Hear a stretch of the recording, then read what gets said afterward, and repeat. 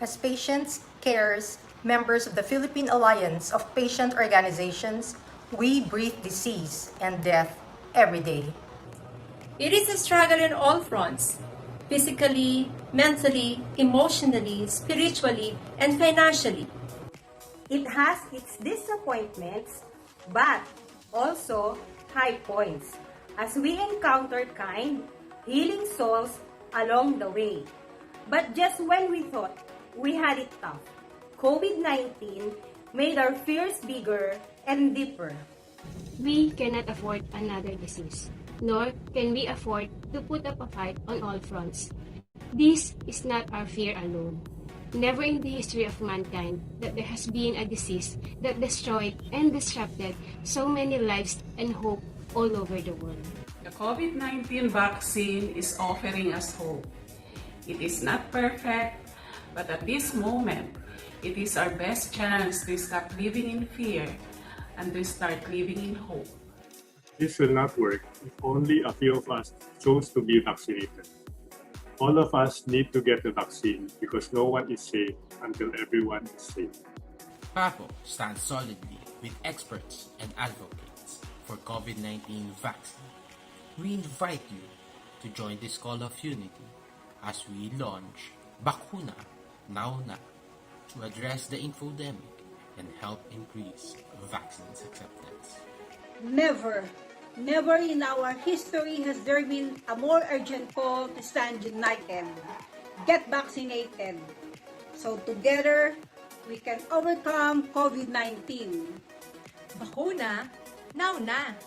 Bakuna, now na! Bakuna, now na! Bakuna! Now na! Bakuna! Now na! Bakuna! Now na! Bakuna Now Na! Bakuna! Now na! Bakuna, now na!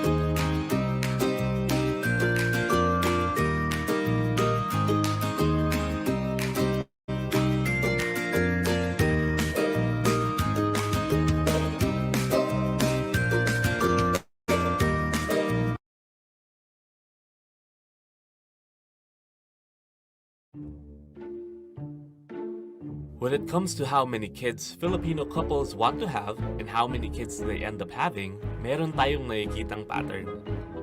Parents usually end up with one child more than what they initially wanted. At ang pinakamahihirap na pamilya, sumusobra pa sila ng dalawa. Pag mas malaki ang pamilya, mas lumalaki rin ang posibilidad na maging mahirap ang pamilya. Poverty leads to children growing up not reaching their full growth and productivity potential. Responsible parenthood and family planning is one of the 3 program components of the Philippine Population Management Program. Tugon ito sa pangangailangan para sa epektibong pagpaplano ng pamilya. RPFP has 3 goals: zero unmet need for modern family planning, pataasin ang paggamit ng modern contraceptives to 65%, at maiwasan ang di inaasahang pagbubuntis, lalong-lalo na para sa mga mahihirap na kababaihan. Sa RPFP, matutulungan ang mga couples na ma-achieve ang tamang pag-aagot ng pagbubuntis at ang bilang ng gusto nilang maging anak na kayang bigyan ng maayos na tahanan at kinabukasan. Iigtingin ng kampanya para maipatupad ang Responsible Parenthood and Reproductive Health Law at Executive Order No. 12 sa mga lokal na pamahalaan. We'll use communication campaigns to promote responsible parenthood and family planning, natural man o artificial methods, upang tumaas ang demand para rito, especially among poor women and families. Ilalapit natin ang reproductive health services at contraceptive commodities sa mga mahihirap na komunidad para ma-access ng sino mang gustong magplano ng pamilya ang family planning method na hiyang sa kanila. With the Responsible Parenthood and Family Planning Program of the Philippine Population Management Program, we'll make sure that couples and individuals have the knowledge and support they need to start the family of their dreams. Empowering Filipino families.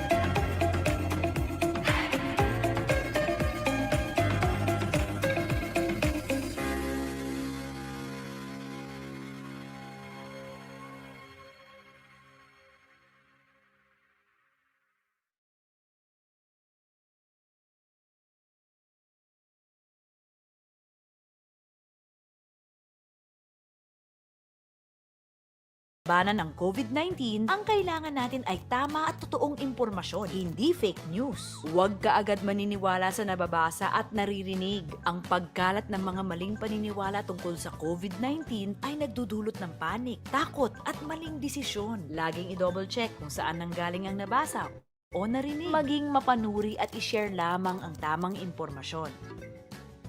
Sa wastong pag-iingat, ang virus hindi kakalat. COVID-19, kayang-kaya nating tapusin.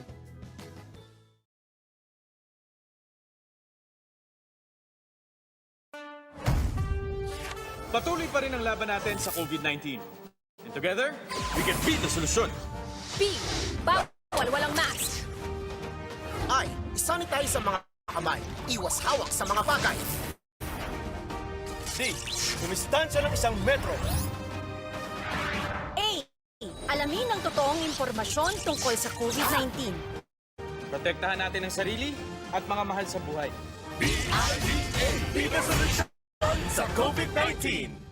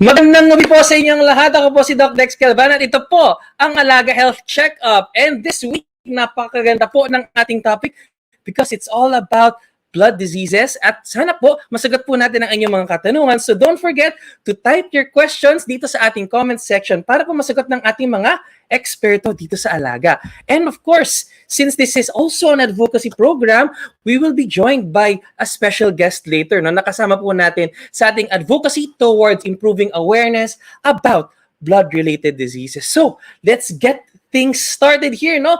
Let me now introduce to you my co-host this evening, the lovely, the beautiful Doc Via Roderos. Good evening, Doc Via. Good evening po. Good evening, Doc Dex. Nako, ay sana namang nakaka-excite no na topic no na hindi natin minsan napapag-usapan no pero dapat talaga nating pag-usapan, especially right now that there are certain diseases that we need to look after ngayong pandemic no. So ano nga ba yung mga tinatawag natin na blood-related diseases? Personally, I am very excited because we will have two special guests, no? And wag na nating patagalin pa, Doc Dex. Let's introduce them. Sure. And sige, to kick things off, no, itong person na to, sobrang kinabibiliban ko sa, kinabibiliban talaga siya. As in, nabubulol ako just thinking of how excited I am. Nakasama natin siya sa program kasi ever since, no, he has been such a wonderful mentor at the same time, no, sobrang galing niya mag-explain sa mga patients. And he is, of course, a hematologist and talagang it's his pleasure to teach everyone more about blood-related diseases and how we can empower more people to respond better to them. At hindi ko na pahihintay ng ating viewers. Let us all introduce to the show none other than Doc Rico Tee. Good evening, Doc! Good evening! Isang magandang gabi po sa inyo, Doc Dex, Doc Via, at of course sa lahat po ng mga nanonood sa atin ngayon. Magandang gabi po. Thank you, Doc Rico. It's a pleasure to have you. Nako, I remember med school pa lang, Doc Rico Tee was always one of the funniest and most entertaining professors I've ever had. Sobrang galing ni Doc. And really, it's a pleasure to have you on the program, Doc. So, tambalan natin si Doc ng ating advocacy counterpart, no? Sige, ang ating next guest ay isang head ng isang malaking organization in the Philippines that champions the welfare of hemophilia patients. So, representing the hemophilia advocates of the Philippines, none other than Ma'am Trinidad. Good evening, Ma'am. Hi, good evening, doctors. Magandang gabi sa lahat. Thank po. Yan. Thank you for joining us, Ma'am Andrea, and we're very excited to know more about what you do and how we can help out, more so that we know that iilan lang yung mga organizations that are really focusing on blood-related diseases. And ang masaya, I was informed just earlier today that Ma'am Andrea Trinidad is actually also the CEO of Cure, another digital health company. And ang maganda dito, we're showing that even Alaga Health is very much open to working with our partners in the sector to amplify the message of making healthcare available anytime, anywhere, in every way. So let's get into it and probably start with an Alaga Health checkup.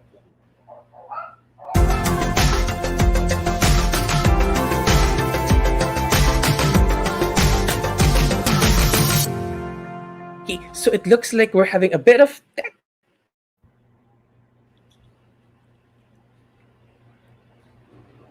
All right.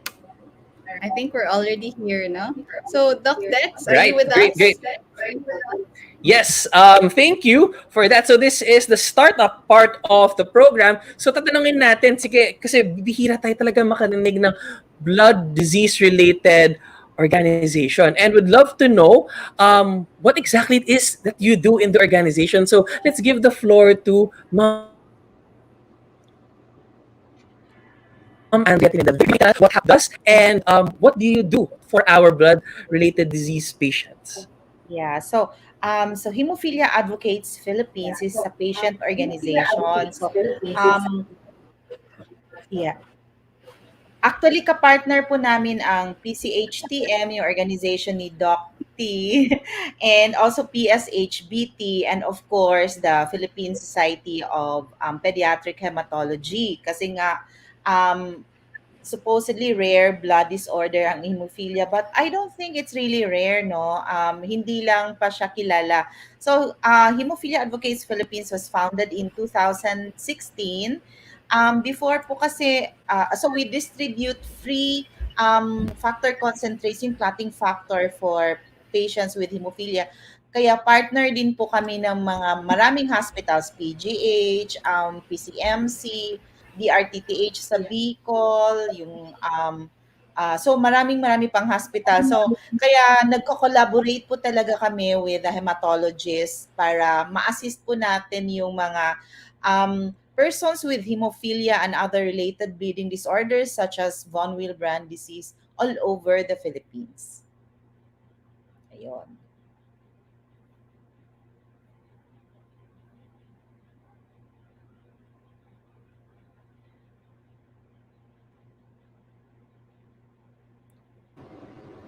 Alright, so it looks like, Doc Dex was disconnected, no? Ganito talaga pag, kunyari, virtual yung mga ano natin. But let's continue, ma'am. You were mentioning something about hemophilia, no? And the experiences of the members of HAP, no? So can you tell us more about it po? Okay. So, before the pandemic, hirap na po magkaroon ng hemophilia, no? I grew up with it, late diagnosis kasi 'di ba in the olden times, Doc Rico, ang sinasabi hemophilia hindi daw nakaka-affect sa mga babae. Carriers lang daw ang mga babae. So, I was first diagnosed kasi in Hong Kong actually, doon pa ako na-diagnose, hindi dito sa Pilipinas kasi parang yun nga, kahit na may family history kami of hemophilia, hindi para sinasabi ng mga doctors na hindi daw magkaka-hemophilia ang mga babae. And then I gave birth to my daughter na when she was 3 weeks old, nag-nosebleed. May cousin siya na severe hemophilia. So I brought her to the hospital and then the doctors were saying, no, she cannot have hemophilia because she's a girl. And yung mom ko bled to death on the operating table kasi inoperahan siya. Sinabi niya sa mga doctors na bleeder siya. Pero syempre, di ba, olden times 1980s. So sabi ng mga doctors, hindi ka magkaka-hemophilia kasi babae, ganon, di ba? So challenging yon. It's doubly or maybe so much harder now that it's pandemic. So as I've shared nga po earlier, Doc Rico, hindi lang siguro 10 yung mga members namin namatay and members of, other organizations na namatay ditong pandemic dahil tina-turn away sila. So parang I think nakakalimutan ng ating healthcare system na hindi lang COVID ang sakit ng mga tao, 'di ba? I was almost turned away in a private hospital last Friday. Thursday pa lang meron na akong admission order, kaya lang bring your own blood donor eh. So Friday na ako nagkaroon ng blood donor. So, grabe, kanina we were talking ni Dr. Abiera, Doc, we really need to have blood donation campaign. Even doon sila Dr. Mirasol, we were saying, we really need to do this because if this happens to people going to private hospitals, paano yung nasa public hospitals, di ba? And hindi lang naman hemophiliacs yung kailangan ng dugo, yung mga may leukemia, yung other blood disorders, 'di ba? Kailangan din nila ng blood. So we really need to do something about it. And as patient organizations, I think it's also our responsibility to help our healthcare system. Hindi lang yung aantayin lang natin or manghihingi lang tayo. Kaya we've been partners with Red Cross in doing blood donation campaign. Kaso lang nito ngang nagka-pandemic, ang hirap din talaga. So yon po. Yes. Sobrang hirap. Thank you, Ma'am Andrea. Thank you for sharing all of the great things that HAP is doing. Hopefully, we can be your partner in furthering the reach of the organization and echoing yung call natin for better attention and support for our patients dealing with blood-related diseases. So, I think it's now time to jump into our questions for the evening. And to kick things off, let's start on probably a little bit on a lighter note, no? Ang ating first question ay actually nagmumula galing kay Ma'am Paula Di Mapilis. At ang kanyang tanong ay, magandang gabi po. Tanong ko lang kung talagang nakaka-anemia ang pagpupuyat. At medyo halos similar yung kanilang tanong dito, kapapasok lang din from Ma'am Alina Valdez. Salamat po, Alaga Health. Tanong ko lang po, pag nagpupuyat po ba, pwede po bang magka-anemia o leukemia po? Nako, very similar questions. At siguro ang magandang tanongin natin dyan, ang nag-iisang Doc Rico Tee. Go, Doc. Any thoughts po on the questions ni Ma'am Alina and ni Ma'am Paula? So actually, no, it's, Ma'am Paula, Ma'am Alina, hindi po kayo ang unang nagtanong niyan. Laging, lagi natin naiisip kapag ba nagpupuyat, baka mamaya mag-anemic ka. So actually, no, yan po ay hindi naman totoo. Medyo baliktad nga actually, no? So, pag po kayo ay nagpupuyat, hindi naman masyado ma-affect yung sistema, yung ating factory ng dugo, hindi naman niya masyado na-apektuhan yon. Pero pabaliktad po actually, no? Kapag po kayo ay anemic, isang sintomas niya actually ay hindi kayo makatulog naman. Mas napupuyat ka, no? So, yun yung isa sa mga usual na nagiging complaint natin. So, una sa lahat, huwag tayo magpupuyat naman talaga. Hindi naman po nakakabuti talaga sa kalusugan yun, no? Pero, just as po, huwag mag-alala, hindi naman po talaga nakakababa ng bilang ng dugo, no? Nakaka-anemic kapag tayo ay nagpupuyat. Pero, pag kayo po na-i-insomnia, parang, ay, naku, hindi ako masyadong makatulog. Isa sa mga iisipin natin, no, lalo na pag may ibang kasama, kaakibat na sintomas, baka nag-anemic pala, baka bumababa pala ang bilang ng dugo, no? So, to further extend din, no, yung po pagpupuyat, hindi naman din po nakaka-leukemia yun, no? Naku, takot na lang po nila doktor pag po ganyan, dahil kami po yung laging napupuyat, baka mamaya, no? So, hindi naman po, no? So, una, syempre, good sleep hygiene pa rin, kailangan pa rin pong natutulog tayo ng sapat, pero po mag-alala, hindi naman po nakaka-anemic, hindi po nakaka-leukemia ang pagpupuyat. Alright. Wow, So, thank you for that, Doc. Naalala ko tuloy yung Grabe, mga session sobrang ng Doc Rico sa med school, no? Na there's one session na nagpapa-games lang kami but we learn a lot, no, from Doc Rico. We have fun but we still learn a lot. Ngayon, magpatuloy, quick shoutout sa ating mga viewers ngayon from the Pasco family, kay Ma'am Andrea Trinidad, from Ma'am Marie Sevilla, Jeff Rodriguez, part of the Hemophilia Advocates of the Philippines. Proud to be a member daw. So thank you for watching the program. And sige, tanong tayo ngayon ng next question. At mukhang siguro dito makakatulong sa atin ng konti si Ma'am Andrea Trinidad. Yan. Kasi ang tanong natin ay nagagaling kay Sir Kevin Sumpayco. Yan, Kevin Sumpayco. Sabi niya, hello, I'm Kevin Sumpayco. Hello, sir, sana nanonood po kayo. I have hemophilia and it has been increasingly difficult to go to the hospital. Any advice? Nako, as the head of HAP, ma'am, any advice po kay Sir Kevin? Okay.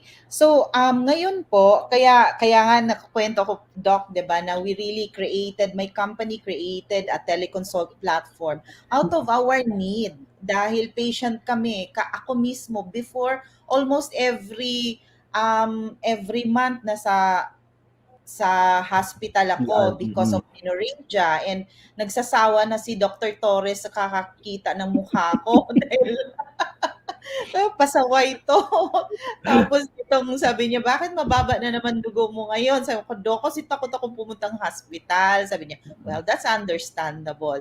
So, kung ako nga, presidente na ako ng patient organization namin, natatakot pa ako, di ba? How much more yung iba? And yung advice ko talaga is really to be in touch with their doctor. Kasi yung iba, hindi kasi nagpapacheck up. So yun yung ano namin, lagi namin sinasabi sa patient, the doctor-patient partnership is so important, 'di ba?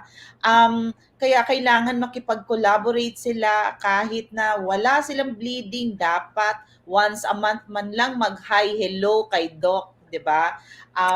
So yun una, and then pangalawa, depende kasi kung nasaan, kasi kapag wala kang regular doctor, pupunta ka lang kapag meron ka ng bleeding, usually life-threatening pa naman pag nag-bleeding ang hemophilia. Kung yung usually ang very painful, yung mga hemarthrosis, di ba? Pero kapag internal na yung bleeding, let's say, biglang, itong mga namatay namin, siguro 5 na namatay na members namin itong pandemic because of brain bleed. So, siguro yung iba hindi kaagad dinala sa hospital. So, what we are doing, like sila Dr. Mirasol and Dr. Abier for PCMC and PGH, they tell us sa HAP na yung mga members nyo, patawagin nyo sa inyo. Kasi wala naman silang access doon sa mga doctors, di ba? So kung meron like that na mga hospitals na ka-collaborate namin like DRTPH in Bicol, and shout out sa mga taga Bicol, thank you very much. Napakabuti talaga ng mga doctors doon, even the doctors in the ER, no, they're already aware, like in PCMC also, yung hindi na kailangan dumaan sa triage talaga yung mga hemophilia. So what I'm trying to say is that first you need to collaborate with your doctor. At dahil mahirap na pumunta sa hospital ngayon, huwag kayo munang pumunta kung hindi niyo tinawagan ang doktor niyo, kasi chances are iti-turn away talaga kayo, lalo na pagka may COVID cases in the hospital. So you have to call your doctor. Kung wala kayong doctor, tawagan niyo kami sa HAP. Kami na ang magfa-facilitate so that you can, hahanap tayo ng doctor malapit sa inyo. Actually, kung madadagdag ko lang Perfect. po, kaya Thank po you for happy that. din naman Yes, Doc. kami sa na mga hematologist, kasi po yung patient advocacy groups kagaya po ng HAP, tumutulong po kasi talaga sa patients, no? So us naman from our side, sa tingin ko naman medyo mas available na rin kami. Kung hindi nyo man po kami nakikita sa clinic, meron nga pong teleconsultation, at ayun nga po, lalo na po pati yung mga hemophilia patients ko, kaakibat po namin ang patient advocacy groups, no, para po para po sa kanilang pangangalaga, no, lalo na yung mga paghingi po ng paghingi po para sa factor concentrates kailangan natin. So talaga pong talagang partnership po ito, no. So kung hindi man po nyo makausap mismo si doktor, tama po si Ma'am Andrea, talaga pong tumutulong po ang ating patient advocacy groups para po sa inyong kapakanan din. All right, thank you for that, no, Doc. It has been actually very important, no, kasi there are other diseases right now, no, na minsan hindi natin napapansin because our health system is very overwhelmed, no. So please po seek advice from your doctor, especially now na medyo challenging, no.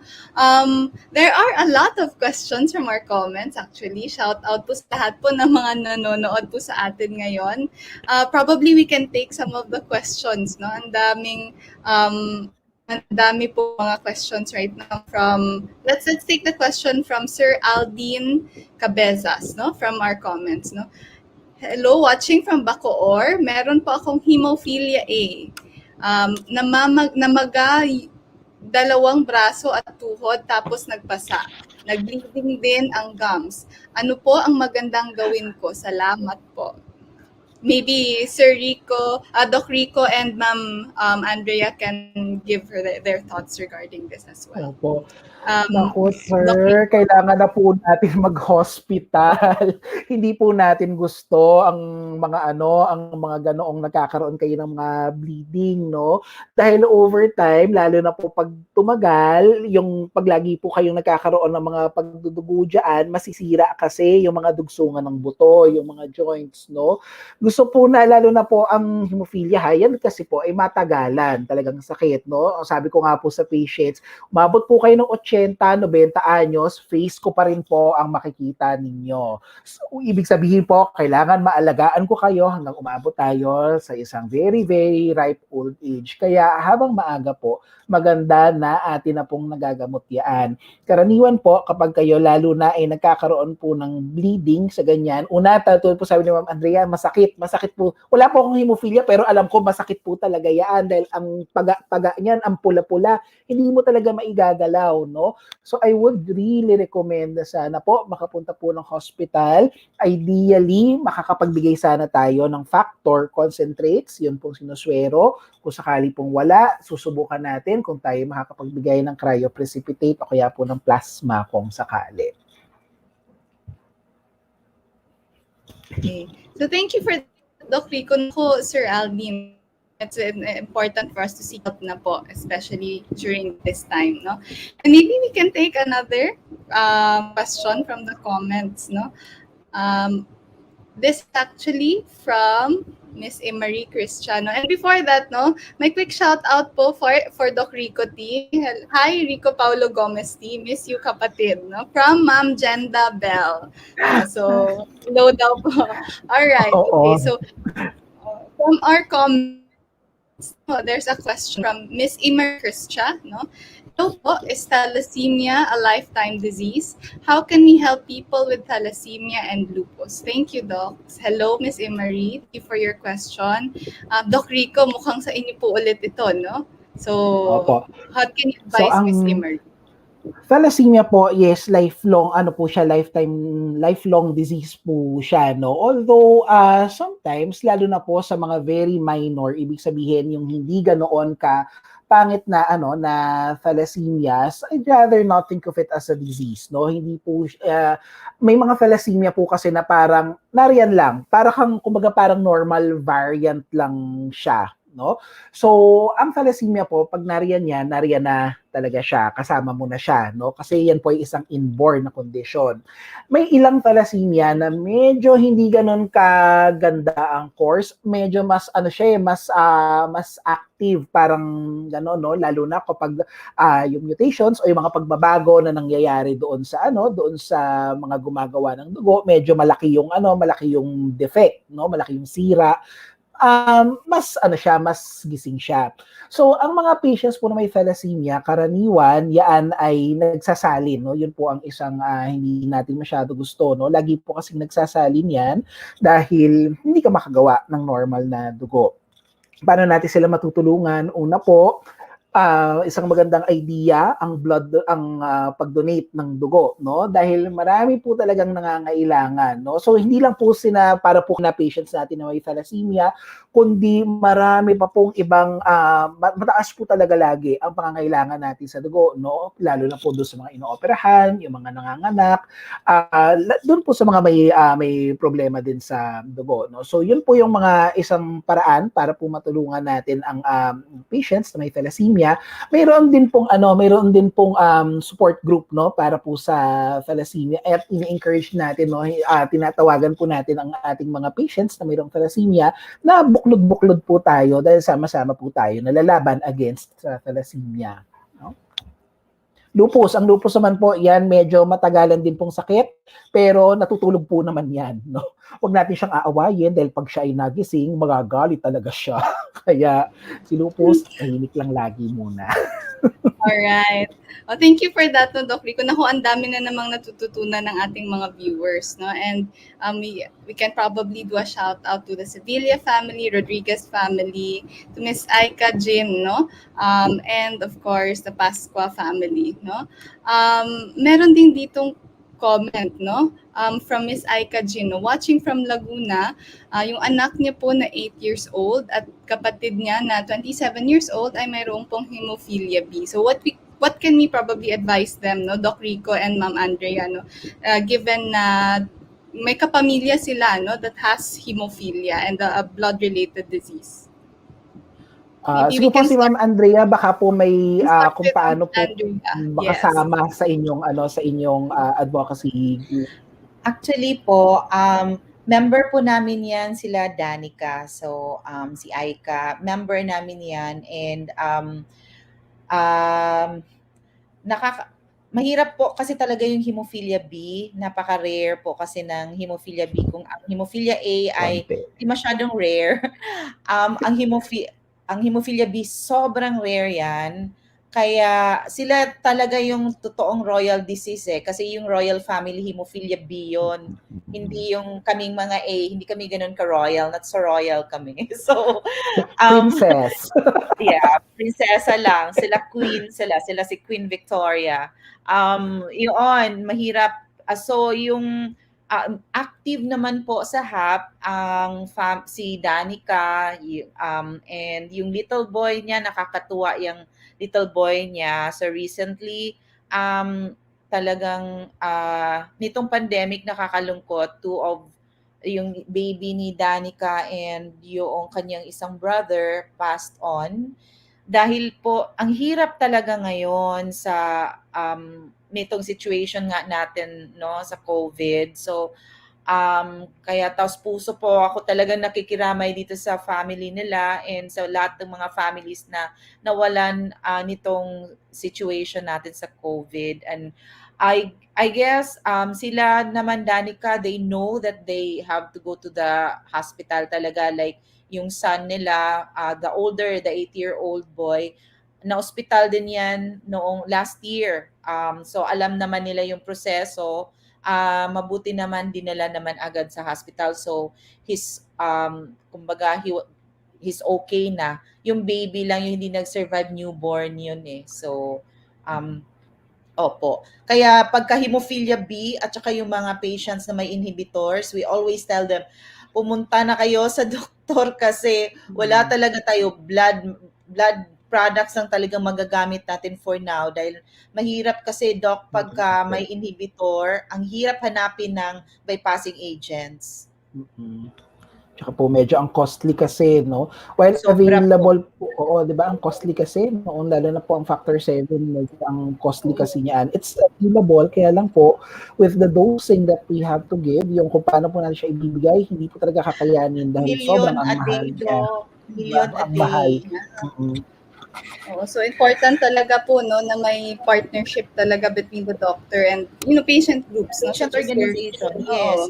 Oo. Yes. Actually, lagi po namin sinasabi sa mga members namin kasi nangyayari yung because of the partnership ng hematologists and the patient groups, yung mga hema, hindi na sila naniningil ng fee. So sabi namin, Doc, maningil po kayo kasi ano na talaga namin, kumbaga, ina-appreciate po namin yung effort ng mga hematologists to reach out to us, to HAP, para humingi ng gamot para sa mga pasyente nila. Pero yung hindi magpapabayad, nakakahiya na po talaga yon kasi profession yun ng mga doctors, di ba?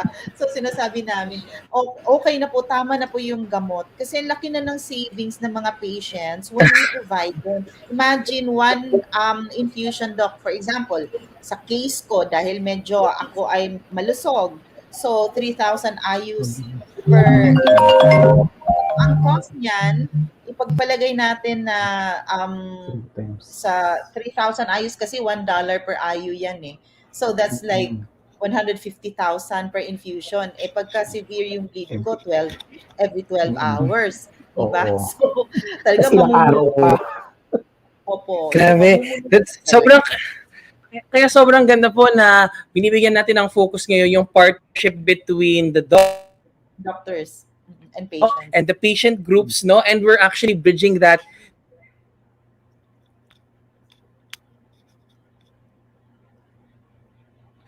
this engagement will continue to grow as we move forward, no? So maybe that means it's time for a very, very quick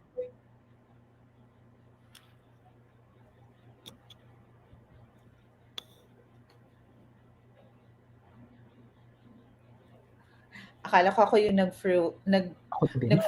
Hindi naman tayo, Andrea.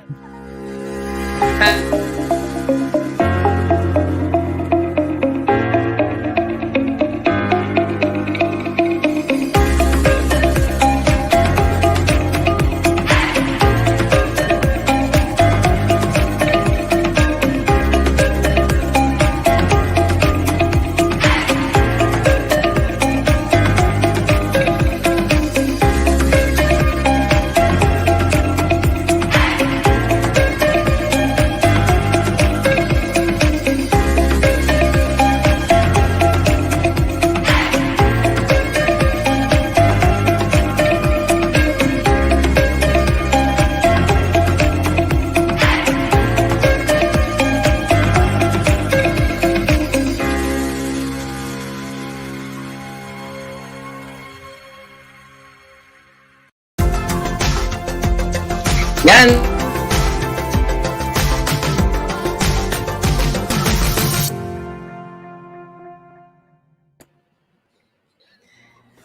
Now there you have it. Let me all introduce you to Alaga Health. We're very, very excited to tell you more about it. But before I introduce you to Alaga Health, we'd like to share some very exciting news.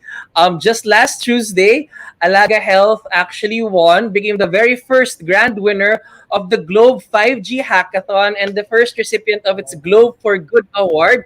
So that's back-to-back wins for Alaga Health, getting support and funding from the Asian Development Bank and also from Globe Telecom. So we're very, very excited to share that with you. So now I'll show you how easy it is to sign up for Alaga Health. Just check my screen just very briefly. Yeah, pakita ko sa inyo ngayon. So this is the Alaga Health website. It's alagahealth.com. Yeah, you can actually check yung content no website. No, you can browse through it. Why we do this, our different platforms where we've been featured, and even our learning platforms plus our partners. But what I want you to see here today, ay ito po, no. Once you go to the website, all you have to do is click this button sa top right corner. Click sign up, and you will be transported to another page, no. And this will allow you to register whether as a patient, as a partner or a health professional or a clinic administrator. So whether a patient, partner, or an admin, nako, may place ka sa Alaga Health. So para sa viewers natin ngayon, for example, you're a hemophilia patient that also needs assistance, let's try to see now what we can do for you. So of course, check the data privacy, make sure this is checked, and just press continue, and then just fill up this patient profile detail. And after that, secure that with a password, and voila, you're already part of the Alaga Health family.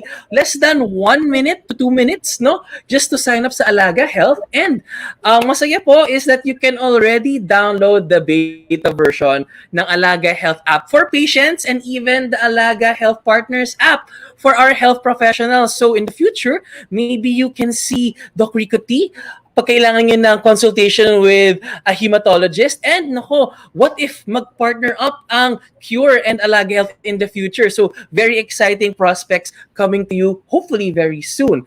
And while I have you, of course, please like and share our Facebook page and follow us on social media as well. So now let's jump back to our questions. Nako, ang lalim na ng discussion natin. Nag-usap na about thalassemia and so many more. And even anemia. And talon tayo dito sa isang question from one of our audience. Nako, I think this is more on the lighter side. So ito, although nag-request ang ating patient na i-keep yung kanyang last name, no? So ito ay nanggaling kay patient Aya. So, good morning, Ato. I think pinadala to ng morning sa Alaga Inbox. I saw your show advertised on FB. Thank you for this. I was just wondering if I should take iron supplements already. I always bleed a lot when I have my period and I end up feeling weak. Nako, very practical, very common question, no? Especially for our women viewers. So, any quick response, Doc Rico Tee? Okay. So, since lalo na po ang mga babae at risk po talaga magkaroon ng tinatawag na iron deficiency anemia, no? Lalo na po kapag medyo malakas magregla. So, lalo na po kung kayo po ay nagiging symptomatic na, nagkakaroon po kayo ng mga hilo, medyo madali mapagod, okay na po, no? Actually, mag-take nito pong iron supplements, no? Ang isang tip lang po sa pag-inom ng iron supplements, pwede pong kahit isang beses lang kada araw ang inom yan, no? Kasi po napapagod din yung yung tagapasok ng iron natin sa katawan.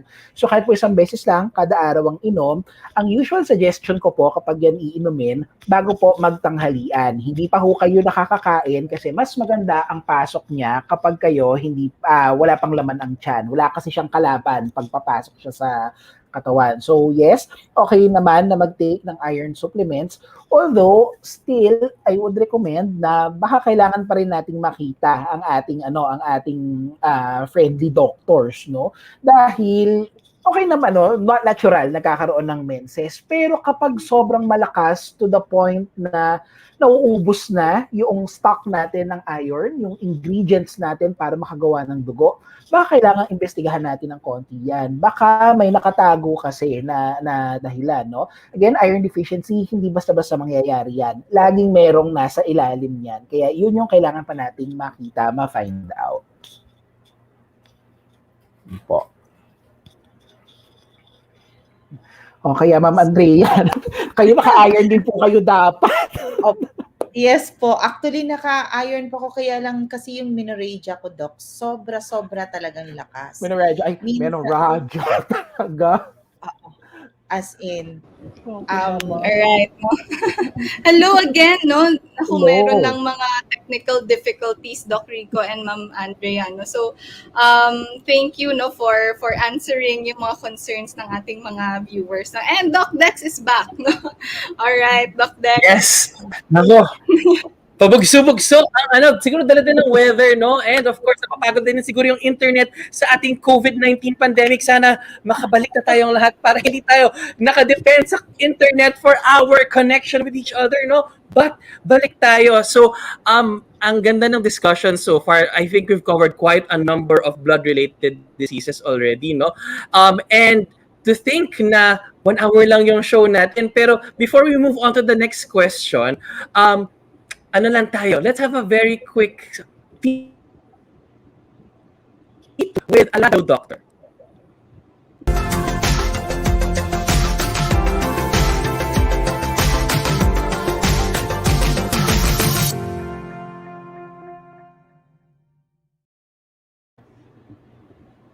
Sa Alagang Hello Doctor. And of course, this segment is done in partnership with our friends from Hello Doctor. And as you all know, if you've been watching this show for a long time, they are actually present in over 9 countries. And in the Philippines, Alaga Health is their major partner. And sobrang excited kami because together we hope to spread the word about proper information and of course, easy to access services any every way. And this week, no, since we're talking about diseases, ang topic natin or ang papakita natin ay yung article nila about living with hemophilia, risks and effects. Nako, very appropriate sa ating mga guests ngayon, no? Doc Rico Tee and of course, Ma'am Andrea.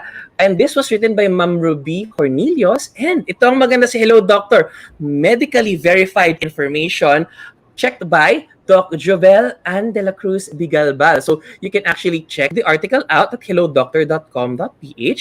It'll talk about the causes, science behind hemophilia, and you can be exposed to learning about other blood disorders. And then maganda, meron sila mga, infographics. So how it's inherited, ano yung mga factors, symptoms, even diagnosis, and treatment. At ang maganda dito sa Hello Doctor, nako, hindi lang po blood-related diseases ang kaya nilang pag-usapan, kung hindi any health topic under the sun. So just visit hellodoctor.com.ph for your health information and for your health services, of course. Mapa-telemedicine yan, clinic appointments, o kaya naman home visit, or even e-learning for health. You can check out alagahealth.com and download our apps sa Google Play Store or Apple App Store. So, let's jump back to the questions. Nako, dami pa rin natin questions from our audience this evening, no? So, let's ask now. Ito, question na ito ay galing kay Sir Dominador Echiveri. Magandang araw mga doc. Yung pamangkin ko may leukemia. Yan. Ano bang gamot doon? Very, very straightforward. Leukemia, ano daw po ba ang gamot doon? Very common natin naririnig sa TV yung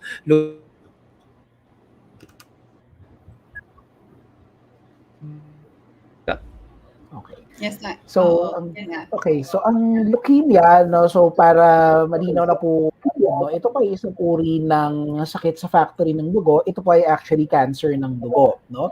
At bilang isang cancer, ang leukemia, una po, ang leukemia may iba-iba kasing uri, no? Yun pong mga tinatawag nating acute leukemia, ang paggamot po sa kanya ay yung tinatawag na chemotherapy. So, ang chemotherapy, yan po ay mga gamot na pinapadaan sa swero, no? Tapos, tumatagal with the objective na yung mga cancer cells, yung mga leukemia cells, mapapatay natin sa pamamagitan ng gamot. Mayroon naman pong ibang uri ng leukemia na actually ang paggamot lang ay tableta lang, no? Yun pong mga chronic leukemia, kagaya po, buti po natanong din to, no? Kasi ipa-plug ko lang din po, ngayong buwan ay actually leukemia ay World Leukemia Month din, no? Nung nakaraang araw lang po actually ay World Chronic Myeloid Leukemia Day, no, no September 22. So noong ano po, so ang leukemia ginagamot sa pamamagitan ng chemotherapy, sa pamamagitan po minsan ng mga detabletang gamot.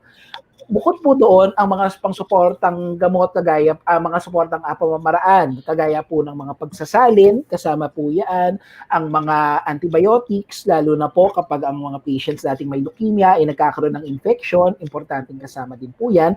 At ang pinakamagandang paraan talaga para tayo ay makagamot ng leukemia, yun pong tinatawag na stem cell transplant o yung bone marrow transplant na available naman po, no, sa ating bansa. Yon, thank you for that, Doc Rico, no? Ang daming range of questions dito, Doc V, no? To the lightest question to the most specific ones. And may pahabol tayo, and I think we're nearing the end of the program, so maybe we can take about 1 to 2 more questions. So let's check this question now from Ma'am Remedios Castañeda. Okay, so ang tanong ni Ma'am Remedios, good eve, saan po pwedeng kumuha ng dugo? Very plain and simple. Saan po pwedeng kumuha ng dugo? Kailangan daw po kasing salinan yung kapatid ko. So, may or may not be related to blood related diseases, pero very important also to know saan ba sila pwedeng lumapit for their blood products, whether magdo-donate or kukuha. So, siguro Ma'am Andrea and even Doc Rico can give us some insight. Saan po ba pinaka-reliable kumuha ng dugo pag kailangan? So maybe we can ask Ma'am Andrea first. Doc, well, ako kasi I go to a private hospital. So, usually naman ang mga hospitals ay merong blood banks naman, even the government hospitals, di ba? Pero even for example, sa PGH, we do blood donation campaign also in PGH para lang may, matulungan yung hospital. So, saan kukuha? Kapag walang available doon sa hospital nyo, ay sa Red Cross or sa Philippine Blood Center. So Red Cross they're all over the Philippines naman. Ang Philippine Blood Center kasi isa lang yung ating nandito sa Quezon City. So, yun.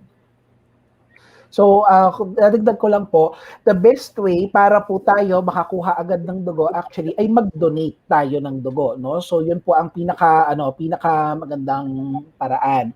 So, ang mga ospital nga po, tulad po ng sabi ni Ma'am Andrea, mayroon pong mga blood bank yan, o kaya po kung hindi man po sila malalaking mga ospital, mga blood station na tinatawag. Pero yung ilan naman po dyan, naka-network. Ibig sabihin, kung sakali mang si ospital ay wala po nitong dugo na ito, maghahanap din sila sa ibang possible na lugar na pwedeng makunan.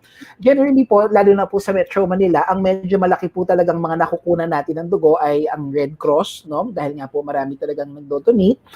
Philippine Blood Center dito po sa Quezon City, maraming din po yan, marami din pong pwede po tayong makapagtanong kung mayroon po dyan, or sa mga ospital po, kagaya po for example nga sa Philippine General Hospital, Philippine Children's Medical Center, both public and private hospitals, mayroon naman po, no, ng mga dugo. But again, I can't emphasize enough na ang pinakamagandang paraan pa rin para po tayo makakuha agad ng dugo ay mag-donate, magbigay tayo ng dugo.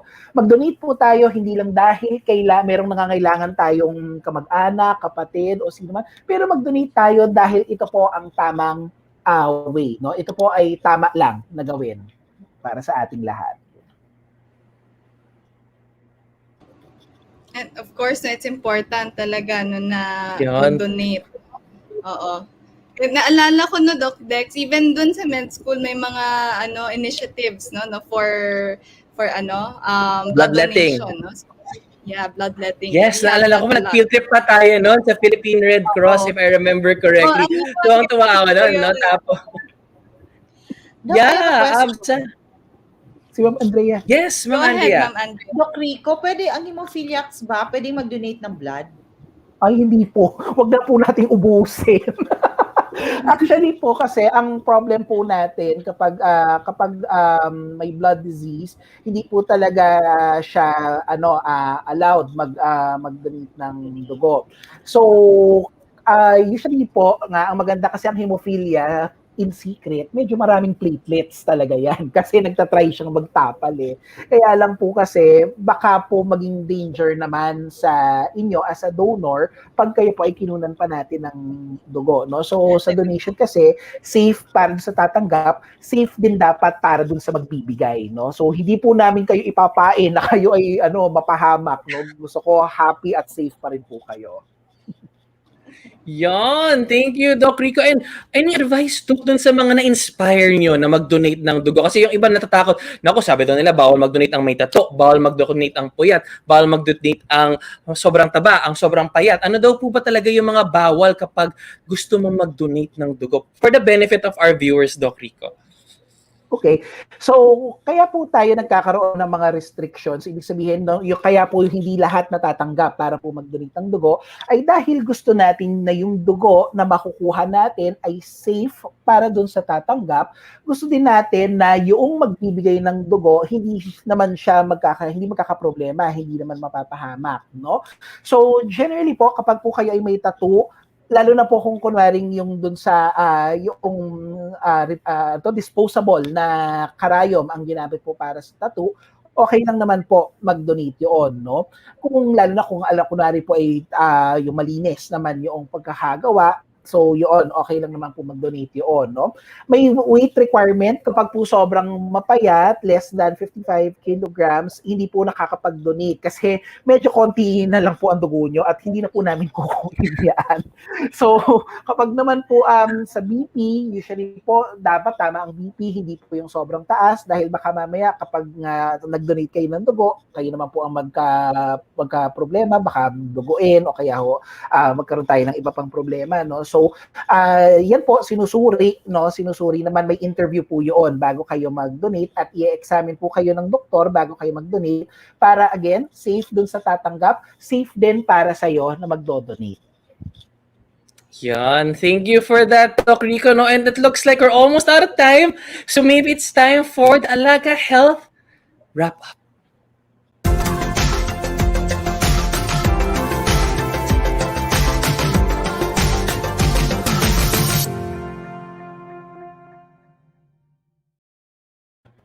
We have come to the end of the show. And of course, to wrap things up tightly in a bow, we'd like to ask for the final tips, advice, at kung may gusto tayong i-plug na upcoming event or upcoming convention or upcoming medical mission or anything that you'd like to promote, especially for the benefit of our viewers and our patients, meron po ba tayong final words of advice? So maybe we can start with Doc Jucille Roderos.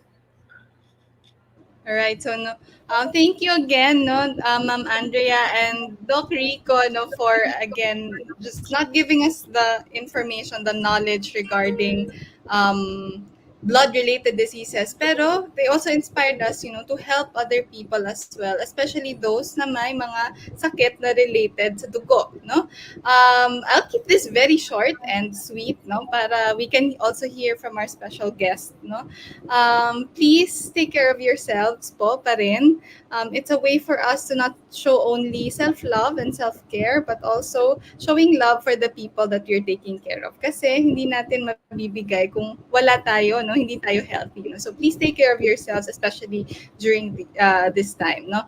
And again po, salamat sa mga nanonood at patuloy nanonood ng Alaga Health Live. Magkita-kita po ulit tayo next week for happy hour and check up dito po sa Alaga Health Live. Thank you po. Thank you, Doc Via. So maybe we can now ask Ma'am Andrea Trinidad. Kay Ma'am Andrea naman po tayo. Any final thoughts, ma'am? Yeah. So, allow me to thank again Alaga Health for inviting me to your show. And siguro yung sasabihin ko lang sa mga nanonood, kung may mga kamag-anak po kayong may hemophilia, please feel free to reach out to us. So ang website po namin ay hemophilia.ph at nakikita din po kami sa Facebook, Hemophilia Advocates Philippines. Wala pong pinipili ang Hemophilia Advocates Philippines sa tinutulungan. Kahit hindi namin member, tinutulungan din po namin sila. And so, ayun, mag-ingat din po tayo, kagaya na sinabi ni Doc Via. Let's take care of ourselves. Yan. Thank you, Ma'am Andrea. It's a pleasure to have you with us. And more power po to have sama na mas marami pa po tayo matulungan. And let's collaborate even more to help more people. And of course, to wrap things up beautifully, let's now ask for his final message or tips, Doc Rico Tee.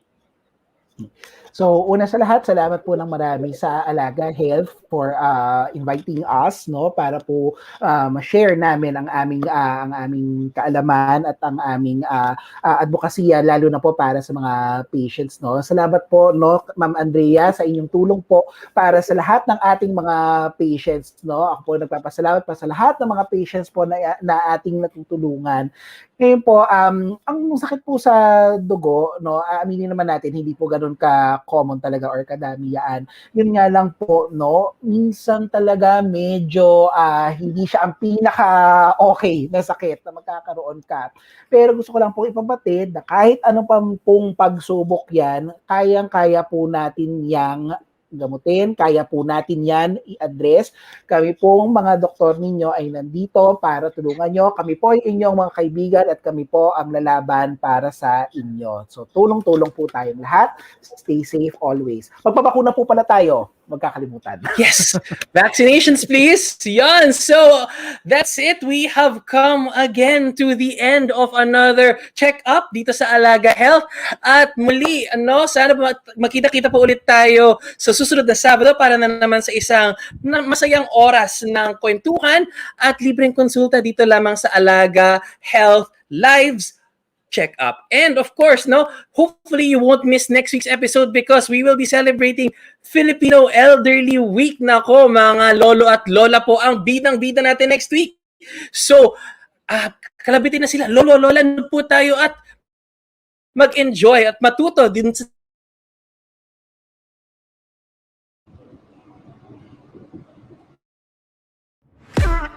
Alright, I think Doc Dex, medyo na-excite si Doc.